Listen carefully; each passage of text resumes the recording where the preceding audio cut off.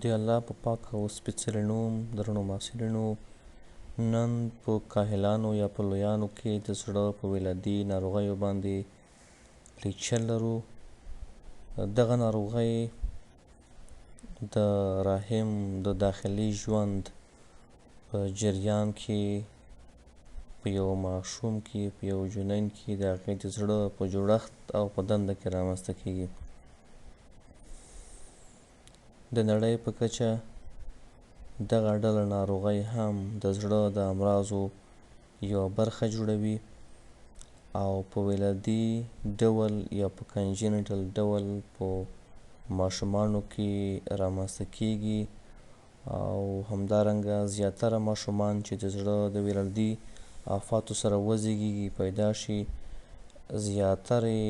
کهولت ته رسېږي یا اډلټ هوډ ته رسېږي، لویېږي، او داسې خاص کوم اعراض او نښې په هغه صورت کې چې آفت کوچنی وي نه رامنځته کېږي. اما برعکس که چیرته آفت لوی وي، د زړه په داخل کې عیب یا ډیفیکټ لوی وي، نو په ماشوموالي کې، په ماشومتوب کې، چایلډ هوډ کې هم د کلینیکي لوحې د رامنځته کېدا باعث کېږي. راځو خپل لیکچر ته او په لیکچر باندې پیل کوو.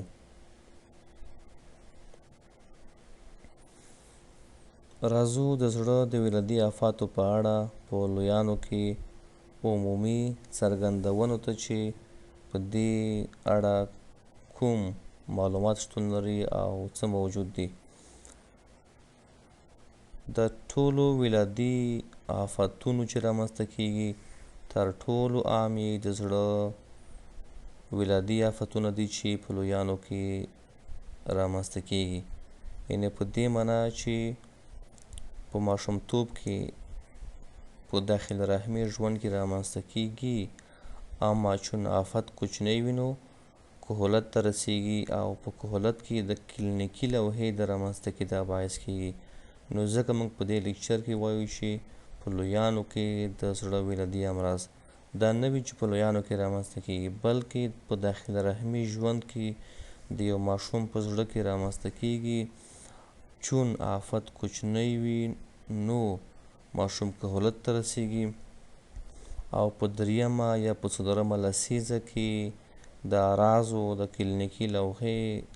د رامنځته کېدا او د تاسوس باعث کېږي. تر ټولو عام ولادي آفتونه چې رامنځته کېږي، تر ټولو عام یا مست کامن چې دي، هغه د زړه ولادي آفتونه دي. CHDs یا کنجنټل هارت ډیفیکټس زیاتره په داخل رحمي ژوند کې د روشیم یا د امبریو او د جنین د غیر نارمل ودې او لویېدو له امله صورت نیسي. کله چې د مختلفو آفاتو له امله د جنین یا د روشیم د زړه انکشاف او جوړښت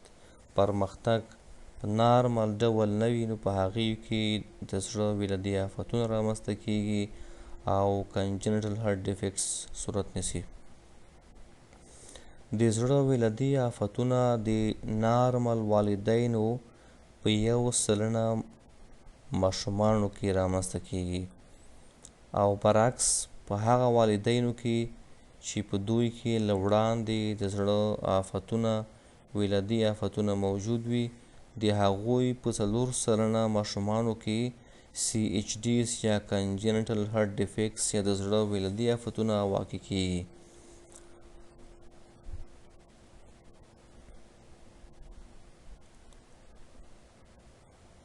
دا په دې معنا هغه والدین چې د زړه کوم ولادي آفت پکې شتون نه لري، د هغوی په 1% په 1% ماشومانو کې د زړه ولادي آفات واقع کېږي، او برعکس په هغه والدینو کې چې یو له دوی څخه یا دواړه د زړه ولادي آفتونه ولري، د دې والدینو د یادو والدینو په 4% ماشومانو کې د زړه ولادي آفات واقع کېږي او رامنځته کېږي. له 85 سلنې څخه زیات ماشومان چې د زړه ولادي آفت ولري کهولت ته رسیږي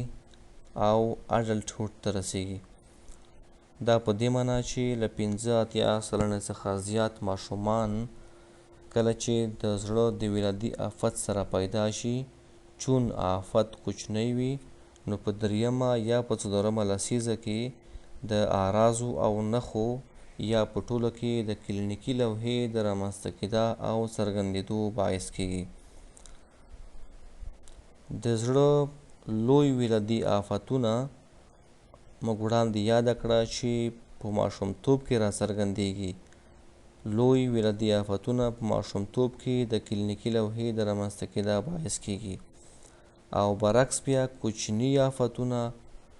کله چې د زړه ولادي آفت کوچنی وي د پام وړ نه وي نو دغسې ماشوم آن لویوالي ته رسیږي په دریمه په څلورمه لسیزه کې د کلینیکي لوحې د تاسوس د رامنځته کېدا باعث کېږي.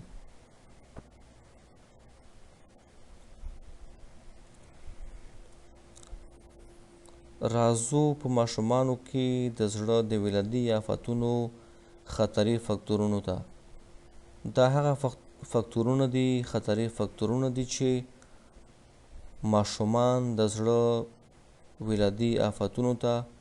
برابروي او مساعدوي. لومړی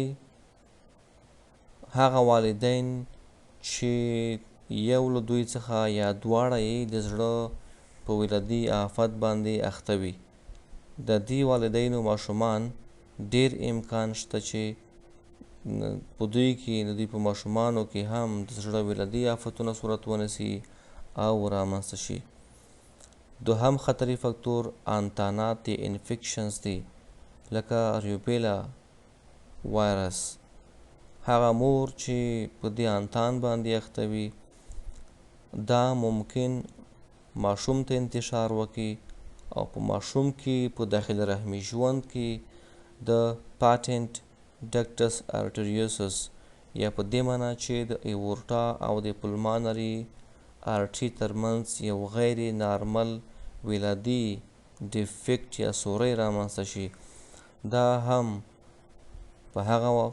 والدینو کې چې په داخل رحمي ژوند کې د روبیلا انتان ولري رامنځته کېږي.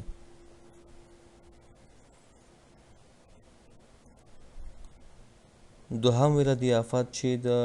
روبیلا په انتان کې د رامنځته کېدا خطر زیات دی هغه پلمانیک سټینوسس دی. ممکن د پلمانري والف یا د رویوي دوسام تنګوالی رامنځته شي او یا هم امکان لري چې د رویوي شریان یا پلمانري ارټري تنګوالی رامنځته شي. دریم خطري فکتور د الکول او د تمباکو کارونه ده. په هغه والدینو کې چې دواړه یا یو له دوی څخه دغه مواد کاروي د دوی په ماشومانو کې د زړه د ولادي آفتونو د رامنځته کېدا خطر هم زیات دی. څلورم هغه والدین چې د امیدوارۍ یا د پریګننسي پر مهال مختلفې دواګانې کاروي او یا هم د شعاع تر اغېز لاندې راشي لکه چیسټ ایکسرې یا نور رادیوګرافیک معاینات او یا هم د کینسر د درملنې په منظور د تشعشع یا رادیشن کارونه. دا هم د دې والدینو په ماشومانو کې د زړه د ولادي آفتونو د رامنځته کېدا دپاره زمینه برابروي. پنځم خطري فکتور د مور خراب تغذیوي حالت دی. هغه مور چې تغذیوي حالت خراب وي او بله خبره دا چې بدن یې په عمومي ډول ضعیف او کمزوری وي د دې والدینو په ماشومانو کې هم د زړه د ولادي آفتونو د منځته راتګ دپاره زمینه مساعدېږي او کنجنټل هارټ ډیفیکټس یا د زړه ولادي آفتونه رامنځته کیږي. شپږم رسک فاکتور چاغوالی یا اوبیسټي ده چې په چاغ والدینو کې که چیرته دواړه له دوی څخه یا یوازې مور چاغه وي نو دا هم د دوی په راتلونکو ماشومانو کې د دوی په اطفالو ماشومانو کې په داخل رحمي ژوند کې د زړه د ولادي آفتونو منځته راتګ ته زمینه برابروي. اووم خطري فاکتور یو شمېر جینیټیکي حالات دي، آفتونه دي لکه ډاون سینډروم، مارفان سینډروم او ټرنر سینډروم. دا هم په هغه ماشومانو کې چې په دې سینډروم باندې اخته وي د دوی په بدن کې کروموزومي تشوشات رامنځته شوي وي، جینیټیکي تشوشات رامنځته شوي وي. دغه ماشومان هم په داخل رحمي ژوند کې د زړه د نارمل ودې او پرمختګ څخه محرومه کیږي. په دوی کې د زړه ولادي سوري، ولادي آفتونه او ډیفیکټس رامنځته کیږي او د ولادي آفتونو سره دوی پیدا کیږي. که چیرته آفت کوچنی وو نو په دریمه په څلورمه لسیزه کې د کلینیکي لوحې د تاسیس باعث کیږي، اما برعکس که چیرته آفت لوی وو نو دا په ماشومتوب کې په ماشوموالي کې چایلډ هوډ کې هم د کلینیکي لوحې د بروز او څرګندېدو باعث کیږي.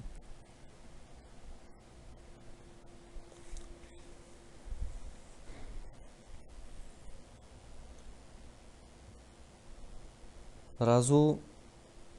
په دې موضوع خبرې کوو. هغه ماشومان چې د زړه د ولادي آفتونو سره وزېږېږي د دوی ظاهري بڼه څه ډول وي او په دوی کې کوم ډول تغیرات رامنځته کیږي. د زړه په ولادي آفت باندې اخته ماشومان ډیره ضعیفه وده لري. د دوی د بدن وده او انکشاف growth and development ډیر پور او ډیر زیات خراب وي، ډیر ضعیف او کمزوری وي. دوهم دا چې د دې ماشومانو په دې آفتونو باندې اخته ماشومان خاصف ښکاري، پیل ښکاري، د پوستکي رنګ تت ښکاري. همدارنګه د اکسیجن د فشار د کمښت له امله په دوی کې د پوستکي رنګ آبي رنګ ښکاري.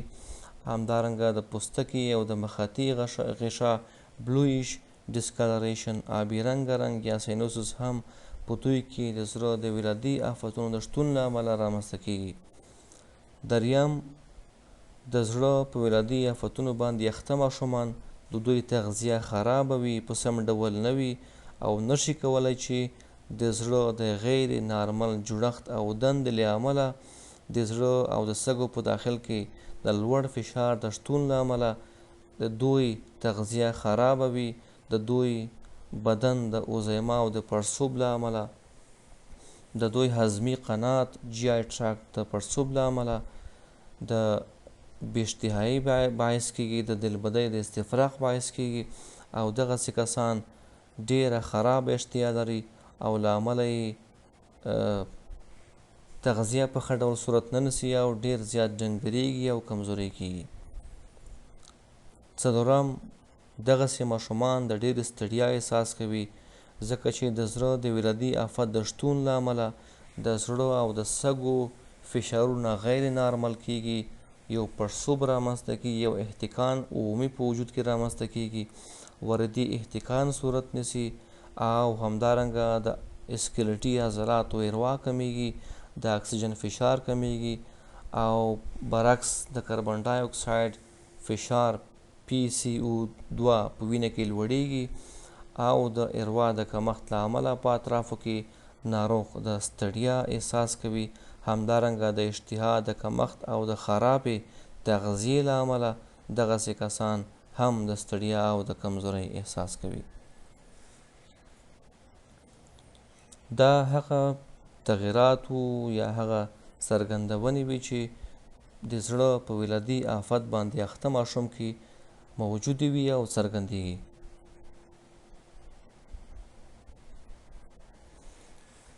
راځو د زړه د ولادي آفتونو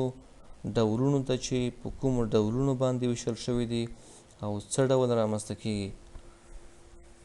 په لویه کې د زړه ولادي آفات په دوه عمده ډولونو باندې ویشلی کېږي چې یو ته ایسینوټیک CHDs ویل کېږي یا غیر سینوټیک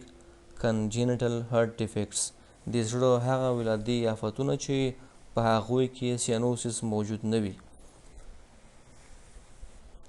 او بل هغه ډله دي چې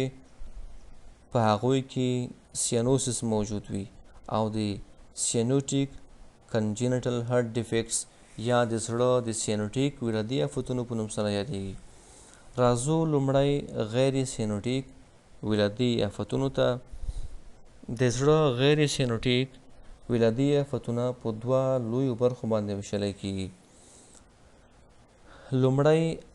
هغه ایسینوټیک CHD یا کنجنټل هارت ډیفیکټس دي چې شنټ لرونکي دي، د یو سوري لرونکي دي، یعنې په دې معنی چې د زړه په داخل کې یو سوری یا څو سوري شتون لري. لومړی ډول یې د آرټریل سیپټل ډیفیکټ په نوم سره یادېږي. هغه غیر سینوټیک ولادي آفات چې د بین الاذیني پردې په برخه کې د دواړو آرټریا ترمنځ سوری موجود وي او له دې لارې وینه په غیر نارمل ډول جریان لري. د غیر سینوټیک ولادي آفتونو بل ډول د VST یا ventricular septal defect په نوم سره یادېږي چې په دې کې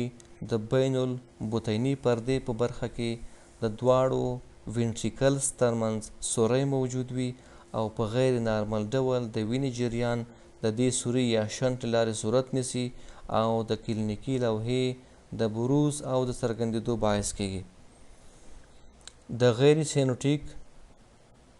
CHD یا قلبي ولادي آفتونو دریم ډول د PDA یا د پاتنټ ډکټس ارټریوسس په نوم سره یادېږي چې په دې کې هم شنټ موجود وي، په دې معنی چې د ایورټا او د پلمانري ارټري ترمنځ سوری موجود وي او له دې لارې هم د وینې غیر نارمل جریان رامنځته کېږي او د زړه او د سږو د غیر نارمل فشار او د کلینیکي لوحې د څرګندېدا او د رامنځته کېدا باعث کېږي.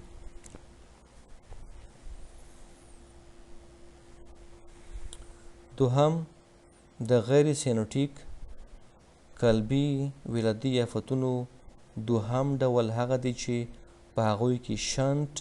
یا غیر نارمل جریان د وینې یا سوری موجود نه وي. دغه ډول یې هم په درو برخو باندې ویشلی شوی دی.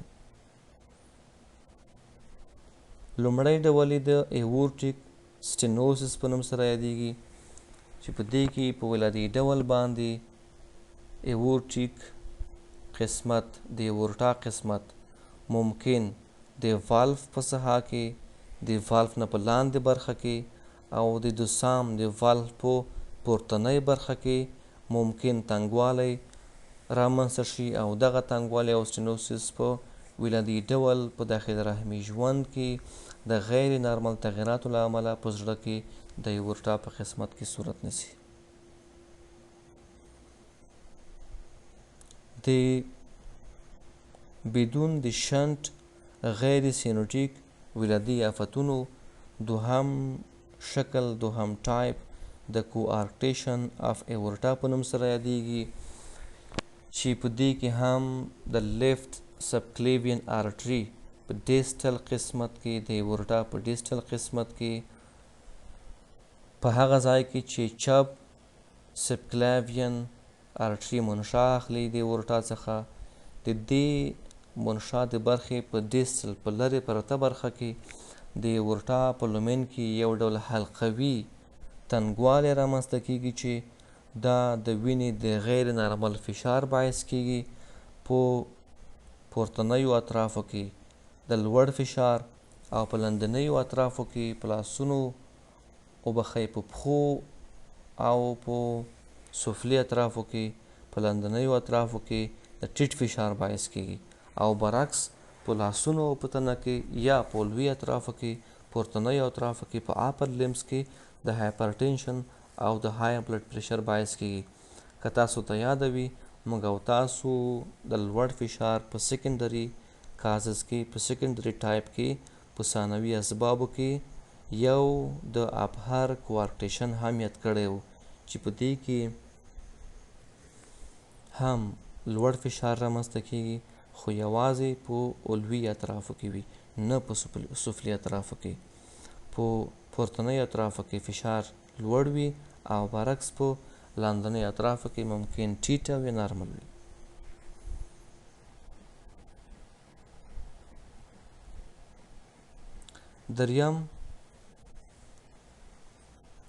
دریم ډول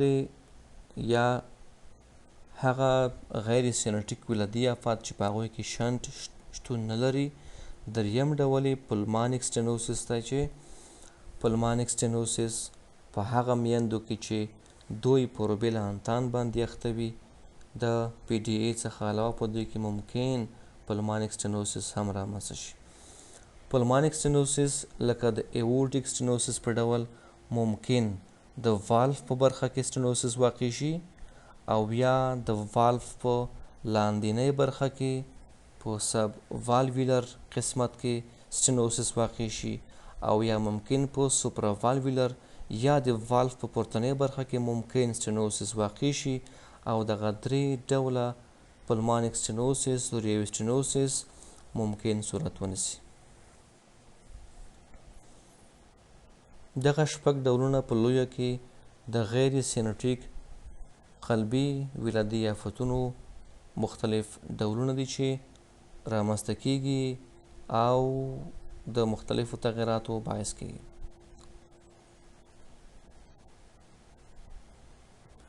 د ولادي آفتونو دوهم لوی ګروپ ته راځو چې هغه سینوټیک کنجینیټل هارت ډیفیکټس دي یا د زړه هغه ولادي آفتونه دي چې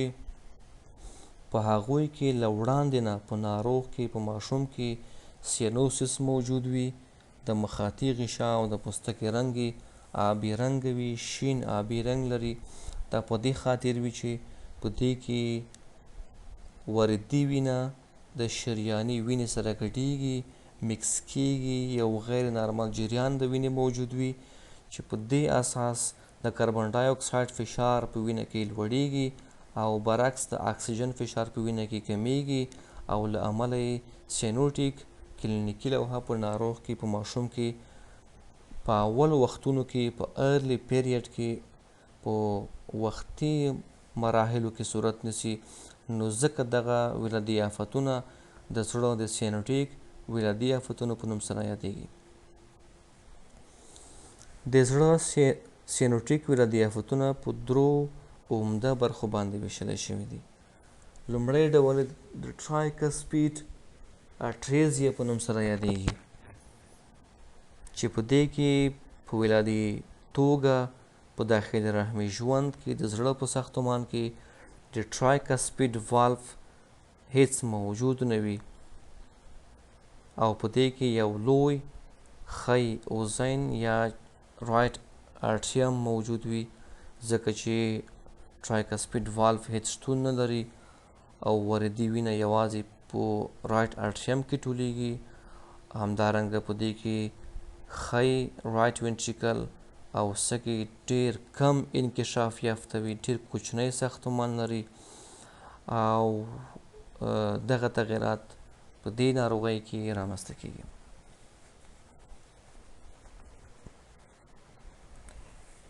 درنو محصلینو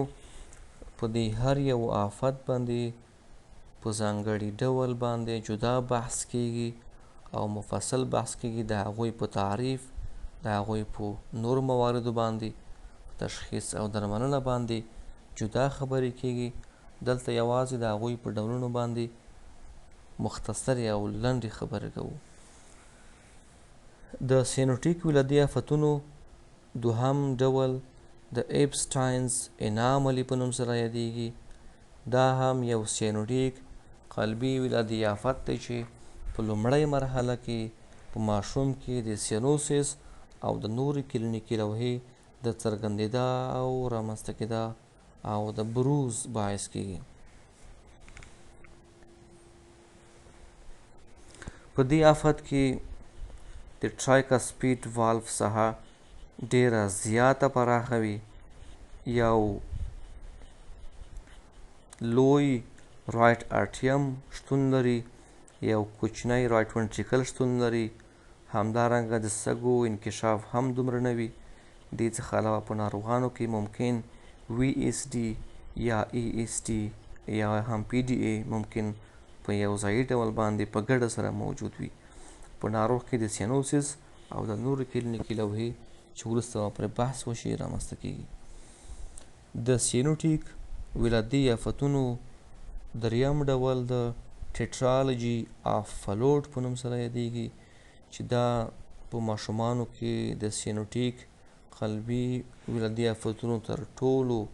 عام او تر ټولو خطرناک ډول دی، چې په ماشومانو کې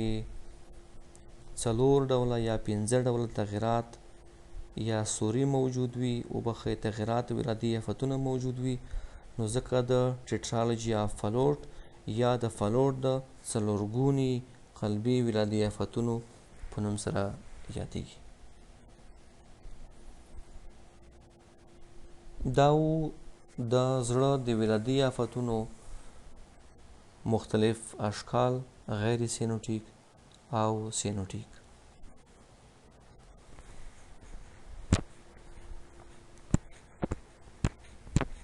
درنو زده کوونکو او محصلینو، راځو د غیر سینوټیک قلبي ولادي آفتونو لومړی ډول ته چې د ایټریل سپټل ډیفیکټ په نوم سره یادیږي یا د اوزیني پردې د سوري کېدو په نوم سره یادیږي. هغه ډیفیکټ، هغه ولادي ډیفیکټ چې د اوزیناتو په پرده کې په انټر ایټریل سپټم کې رامنځته کیږي. تعریف ته راځو، ډیفینیشن ته راځو. ایټریل سپټل ډیفیکټ د اوزیني پردې ډیفیکټ د زړه د هغه ولادي آفت څخه عبارت دی چې په دې کې د بین الاوزیني پردې په مختلفو برخو کې په مختلفو په مختلفو قسمتونو کې موقعیتونو کې ډیفیکټ رامنځته کیږي، سوری رامنځته کیږي،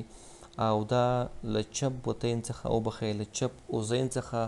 ښي اوزین ته د وینې د غیر نارمل جریان او د کلینیکي لوحې د څرګندېدا باعث کیږي. بیا هم وایم ایټریل سپټل ډیفیکټ یا په لنډه توګه ای اس ډي د زړه هغه ولادي آفت ته ویل کیږي چې په دې کې د بین الاوزیني انټر ایټریل سپټم په مختلفو قسمتونو کې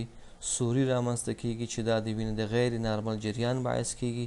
او په ترڅ کې کلینیکي لوحه تاسوس کوي او څرګندېږي. راځو د ایټریل سپټل ډیفیکټ د اوزیني پردې د ولادي آفت ډولونو ته. دا موږ ته دا څرګندوي چې په کومو قسمتونو کې د اوزیني پردې سوري رامنځته کیږي، شنټ رامنځته کیږي او کلینیکي لوحه څرګندېږي. تر ټولو معمول ډول یې کامن ټایپ یې د اوسټیم سیکنډم په نوم سره یادیږي چې دا د بین الاوزیني پردې په منځني قسمت کې رامنځته کیږي، یو شنټ، یو سوری، یو ډیفیکټ رامنځته کیږي او دغه اوسټیم سیکنډم ډول د ای اس ټي 80 سلنه پیښې جوړوي. په دې معنی چې 80 سلنه د ای اس ټي د اوسټیم سیکنډم په ډول رامنځته کیږي چې د بین الاوزیني پردې په منځني قسمت کې سوری موجود وي او دا له چپ اوزین څخه ښي اوزین ته د وینې د غیر نارمل جریان باعث کیږي.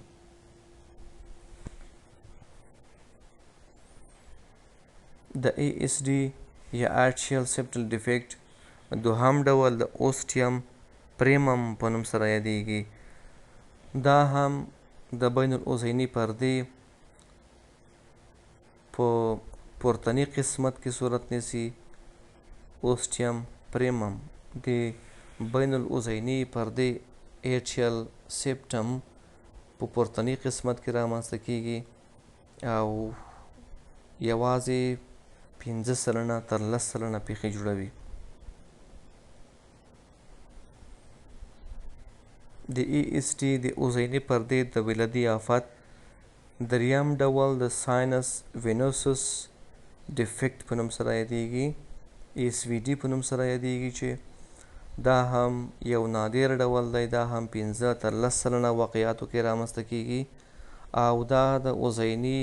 پردې په لاندینی قسمت کې یا د وینټریکولر بارډر په قسمت کې رامنځته کیږي د اوزیناتو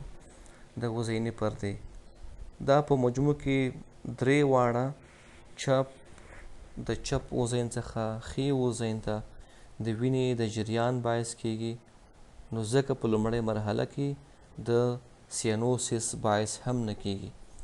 دا په دې معنا چې د چپ اوزین وینه اکسیجن لرونکې ده یا پاکه وینه ده او برعکس د ښي اوزین وینه وردي وینه ده او کاربن ډای اکساید لرونکې وینه ده. نو ځکه د دوی د دواړو د مکس کېدو له امله په ښي اوزین کې د سیانوسس مخنیوی کیږي. په اخرو مرحلو کې آن په دریمه لسیزه کې په څلورمه لسیزه کې هر کله چې د چپ اوزین وینه همداسې جریان کوي ښي زړه ته یا ښي اوزین ته، نو په پایله کې د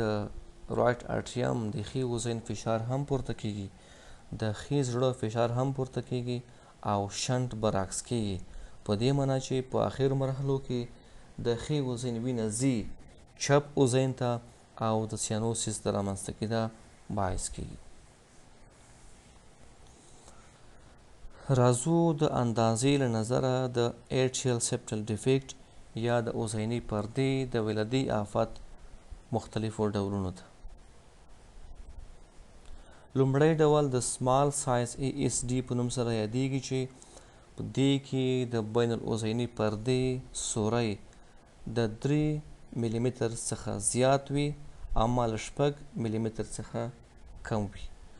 چې دا د کوچني آفت په نوم سره یادیږي او دغه آفتونه زیاتره په خپله بندیږي او یا هم که چیرته بند نشي نو په دریمه یا په څلورمه لسیزه کې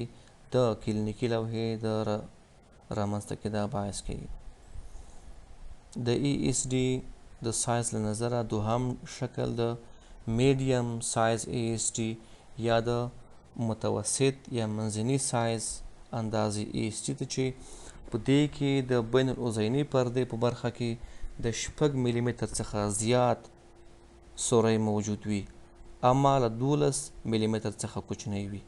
دې ته د منځني سایز لرونکي اوزیني پردې ولادي آفت ویل کیږي، چې دا هم ممکن په لومړۍ لسیزه کې یا په دوهمه لسیزه کې د کلینیکي لوحې د رامنځته کېدا باعث شي او یا هم ممکن په خپلسري ډول بند شي او د هیڅ ډول کلینیکي لوحې د رامنځته کېدا باعث نشي. دریم ډول د ESD د لارج سایز ESD یا د لوی سایز لرونکي اوزیني پردې د آفت په نوم سره یادیږي، چې په دې کې په لوی سایز ESD کې په لوی اندازه لرونکي ESD کې یو لوی سوری د اوزیني پردې په برخه کې شتون لري چې له 12 ملي متر څخه سایز اندازه لوی وي. دا ممکن په کوچنیوالي کې یا په لومړۍ لسیزه کې یا په لومړی کال کې د انفنسي په دوره کې کله چې ماشوم د شیرخوارۍ د لومړي کال په موده کې وي د کلینیکي لوحې د بروز او د رامنځته کېدا باعث شي.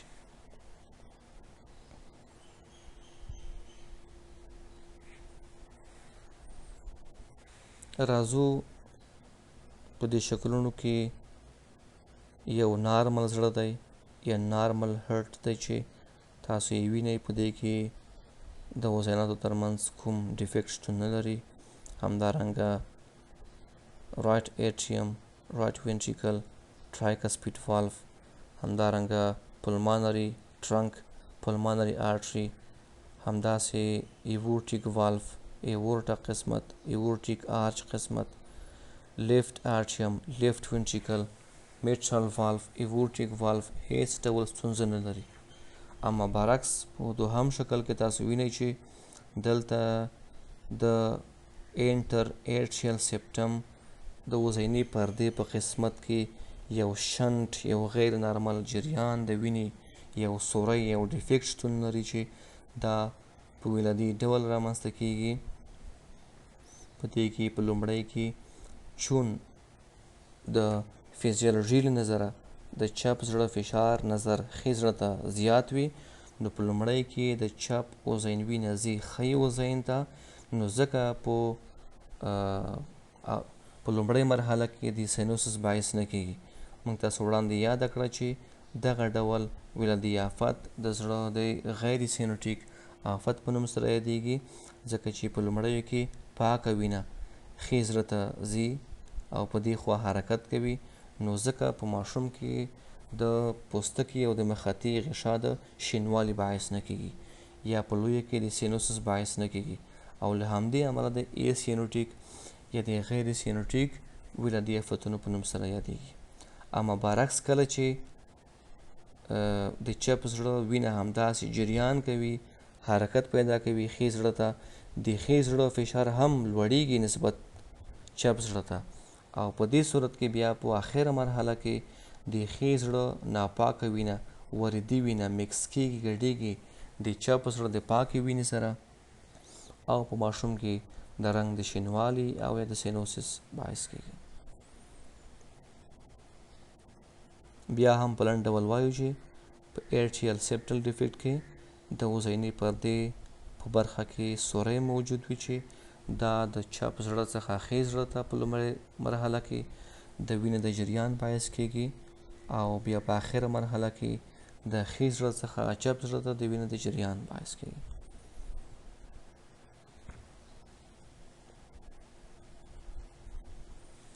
راځو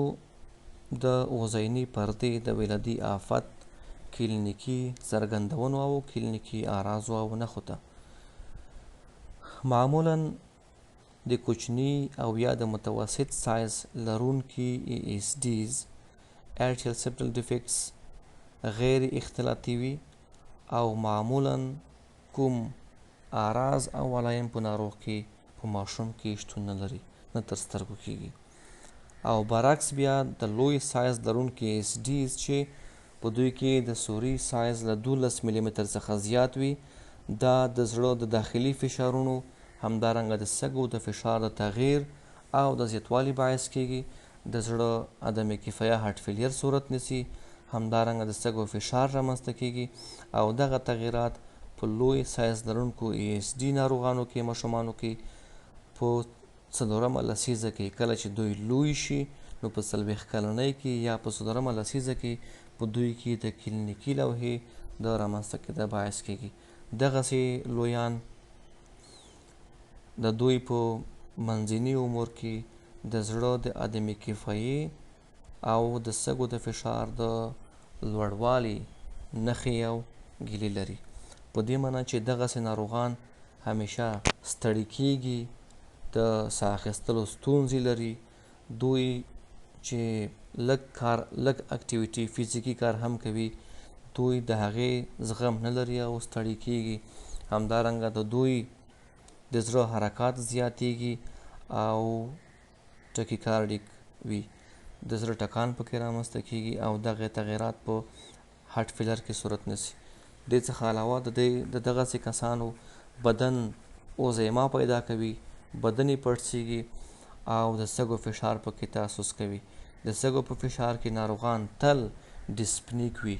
شارټنس اف برید لري او نفس تنګي لري، د ساه اخیستو او د ساه ایستلو ستونزې لري او په ډسپنیا باندې اخته کیږي. همدارنګه دغسې کسان چې لارج سایز ای اس ټي لري، تل د هارت فیلر له امله او د سږو د فشار د شتون له امله د زړه ټکان، د زړه رپیدا لري او دغه ستونزه پکې صورت نیسي. په فزیکي معایناتو کې په دې ناروغانو کې د لوی رایټ هرټ د ښي وزن او د ښي بطین د فشار د زیاتوالي په پایله کې د دې اجوافو د دې چامبرز سایز لویږي، د وینې فشار یې لوړیږي. په ناروغ کې د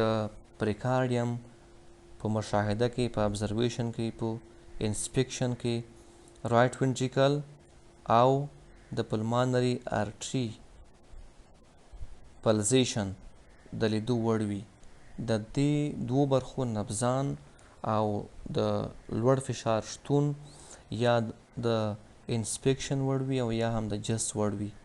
دا په دې خاطر چې په ای اس ټي کې کله چې سایز لوی وي نو د چپ زړه وینه راځي ښي زړه ته، د ښي زړه د فشار د زیاتوالي باعث کیږي او په فزیکي معایناتو کې د دې دوو برخو د رایټ وینټریکل او د پلمانري ارټري نبضان موجود وي. دې څخه علاوه په دوهمه یا په دریمه چپه بینالعضلي مسافه کې سیسټالیک مرمر موجود وي چې دا د سږو د شریان د فشار د ډیروالي په اساس وي او په هغوی کې وینه په ډیر فشار سره ځي او دغه مرمر سیسټالیک مرمر په دې برخه کې د اصغا وړ وي. دریم دا چې په فزیکي معاینه کې د زړه د دوهم آواز یو ثابت بلوالی موجود وي. دا په دې معنی چې په دې صورت کې چې ای اس ټي موجود وي د ښي زړه فشار ډیر زیات وي، حجم زیات وي، نو په ځنډ سره ډکیږي او په ځنډ سره خالی کیږي. په دې معنی چې کارډیک سایکل پکې په ځنډ سره صورت نیسي، نو له همدې امله ایس ټو ساوند د زړه دوهم ساوند یو فکسډ یو ثابت بلوالی لري او یو سپلیټینګ په ایس ټو کې رامنځته کیږي او دا به تاسو په دریم ټولګي کې د فزیکي معایناتو په برخه کې لوستلی وي.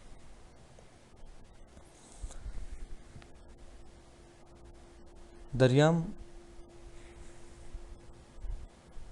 په لابراتواري موندنو کې د زړه په ګراف کې په دې ناروغانو کې د رایټ وینټریکل یا په ټوله کې د ښي زړه لویوالی انلارجمنټ موجود وي. د رایټ وینټریکل انلارجمنټ موجود وي او د ښي زړه د غټوالي تغیرات په ګراف کې موجود وي. په دې معنی چې په ویو کې به په د چست لیډز په ویو لیډ کې به یو لوی آر یو ټال آر موجود وي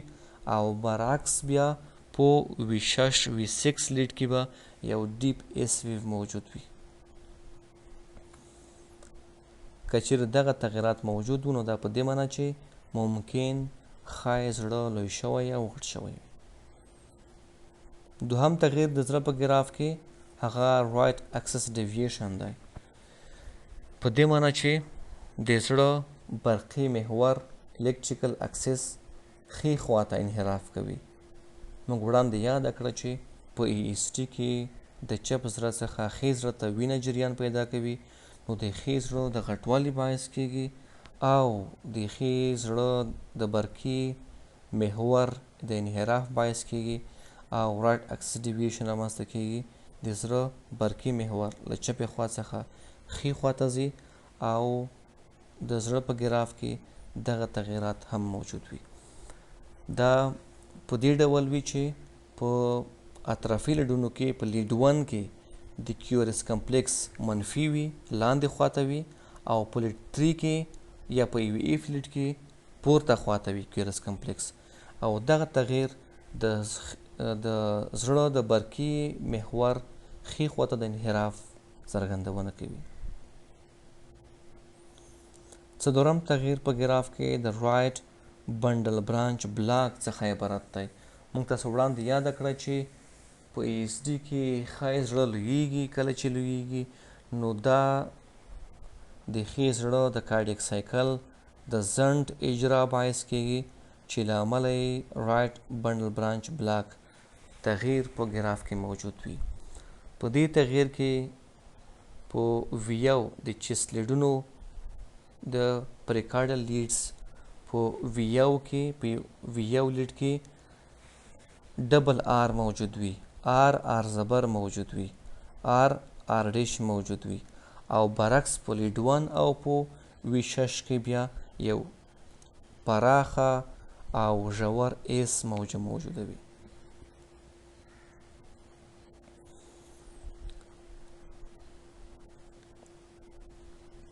څلورم تغییر چې په دې ناروغانو کې رامنځته کیږي هغه د زړه د سایز د غټوالي له امله، د ښي زړه د لویوالي له امله آرټریل فیبریلیشن دی، اوزیني فیبریلیشن دی، چې دا یوه اریتمیا ده، یوه قلبي بېنظمي ده چې په دې کې د زړه حرکات غیر منظم او چټک وي. دغه تغییرات د آرټریل فیبریلیشن په نوم سره یادېږي چې د زړه د سایز یا په ځانګړي ډول د وزیناتو د لویدو له امله صورت نیسي.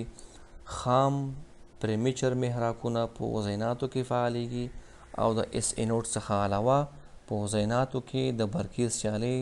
د چټک او غیر منظم تولید باعث کیږي، چې له امله یو چټک او غیر منظم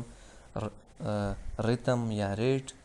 د زړه حرکات غیر منظم او چټک رامنځته کیږي.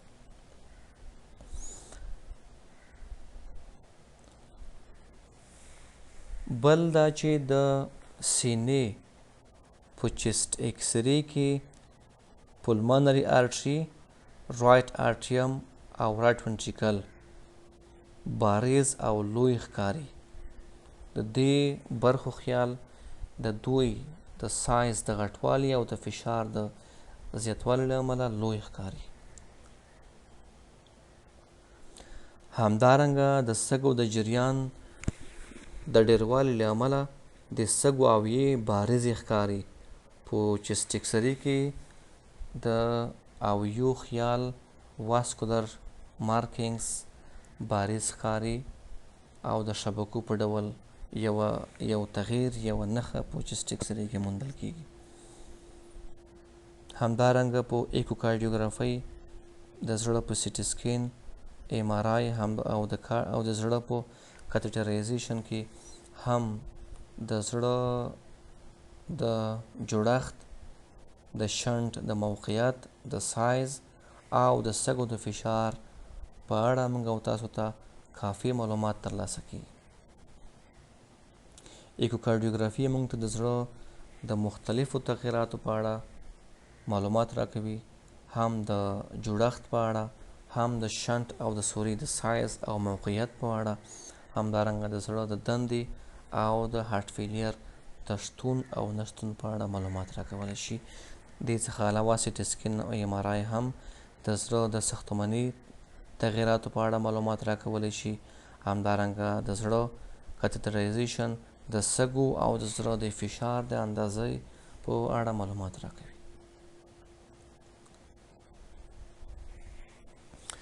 د آرټریل سیپټل ډیفیکټ ټریټمنټ ته راځو چې څه ډول د دې آفت درملنه اجرا کیږي. معمولا د کوچني او د متوسط سایز لرونکي غیر اختلاطي ای اس ټي کوم ټریټمنټ ته اړتیا د دې موجوده نه وي چې هغې ته موږ ټریټمنټ اجرا کړو. د منځني سایز او د کوچني سایز ای اس ټي په خپله ښه کیږي، په خپله بندیږي، او که چیرته بند نشي د پام وړ کلینیکي لوحې باعث نه کیږي، نو ځکه ټریټمنټ ته اړتیا نه لري. دوهم، هغه ای اس ډي یا هغه وضعیني سوري چې لوی وي باید د جراحي عملیې په اساس باندې اصلاح شي. مخکې له دې چې د ښي زړه فشار لوړ شي، وړاندې له دې چې د سږو فشار تاسس وکړي، باید جراحي مداخله اجرا شي تر څو د دې اختلاطاتو مخنیوی شوی وي. په هغه صورت کې چې د ای اس ډي په پایله کې د زړه عدم کفایه رامنځته شوی وي، د سږو فشار تاسس کړی وي، او یا د زړه بېنظمۍ رامنځته شوی وي، د دې درې واړو فارماکالوژیک ټریټمنټ او کنټرول دا هم د ای اس ډي په درملنه کې شامل دي. په لنډ ډول بیا هم وایم چې د کوچني او د منځني سایز لرونکي ایس ټي ټریټمنټ ته اړتیا د دوی نشته، اما برعکس د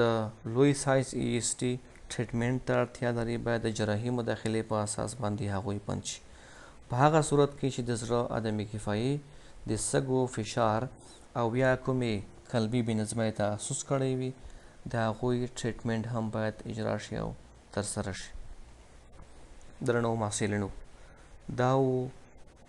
لیکچر چې تاسو ته وړاندې شو. انشاءالله په راتلونکي لیکچر کې به د بوتیني پردې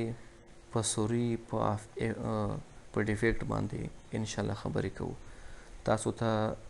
ښه وختونه او ښې چارې.